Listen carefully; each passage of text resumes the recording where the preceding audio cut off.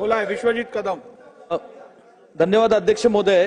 तुमचं अध्यक्ष महोदय, सन्मान्य मंत्री महोदयांनी म्हणजे हा प्रश्न मुरुम ह्याच्या संदर्भातला होता आणि मुरणापासून आपण आता वाळूपर्यंत आलेलो आहे। अध्यक्ष महोदय, जो माझ्या सन्मान्य सदस्यांनी भावना आपल्या व्यक्त केल्या की ह्याचा जे त्या नदीकाठ असणारी जी काही वाळू उपसा केली जाते त्यातून जी बेकायदेशीर केली जाते, एका शासकीय कामं आणि दुसऱ्या व्यक्तिगत स्तरावरची कामं, आणि व्यक्तिगत जेव्हा शेतकरी किंवा लोक जे आपले घरं बांधत असतात किंवा व्यवसायाच्या इमारती असतात त्याला लागणारी वाळू, यात काय होतंय की ज्याचा उल्लेख माझ्या आधीच्या सन्मान्य सदस्यांनी केला, याची माफिया तयार झालेला आहे आणि या माफियातनं अक्षरशः म्हणजे दहशत निर्माण होते, त्यातनं काही खून सुद्धा झालेले आहेत, असे काही प्रकरण आमच्या सांगली जिल्ह्यातील दुर्दैवाने घडलेले आहेत। आणि याच्यात जे महसूल विभागाचं कार्यालय आणि पोलीस यंत्रणा कुठेतरी जे एजन्सी यात सापडली जाते त्याच्यावर कठोर कार्यवाही होत नाही आणि पुन्हा काही महिन्यांनी काहीतरी किरकोळ कोर्ट कचेरी होते आणि पुन्हा ही एजन्सी परत त्या वाळू तस्करीमध्ये इन्व्हॉल्व्ह होते।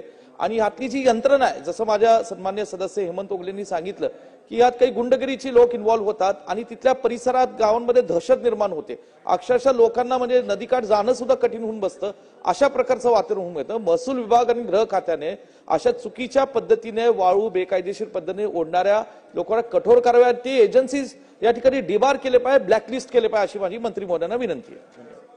होय अध्यक्ष महोदय, आपल्या सूचनेनुसार आता वाळू धोरणामध्ये जे पोलिसांना अधिकार द्यायला पाहिजे, एमपीडीए लावले गेले पाहिजे, वारंवार चोरी करणारे, वारंवार निष्पन्न जाणारे जे लोक आहेत त्यांच्यावर कारवाई केली पाहिजे, याकरता वाळू धोरणामध्ये आम्ही त्याचा समावेश करतो।